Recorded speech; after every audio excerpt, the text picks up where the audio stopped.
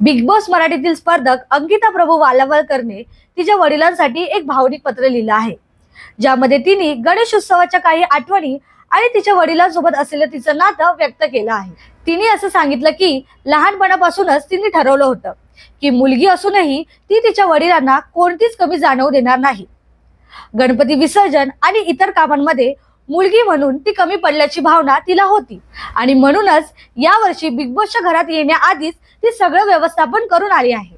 तिने या पत्रात आपल्या वडिलांच्या मेहनतीचं आणि प्रेमाचं कौतुक केलं आहे। गणेशोत्सवाच्या आठवणीने भरलेले हे पत्र तिने आपल्या सोशल मीडियावर वडिलांसाठी पोस्ट केलं आहे आणि त्यात तिने असं वचन दिलं आहे की यावेळी बिग बॉसची ट्रॉफी आणि जावई घेऊनच घरी परत येईल। तर तुम्हाला काय वाटतं, अंकिताचं हे बोलणं खरं होईल का आणि ती नक्कीच यावर्षी बिग बॉसची ट्रॉफी घरी घेऊन जाईल का?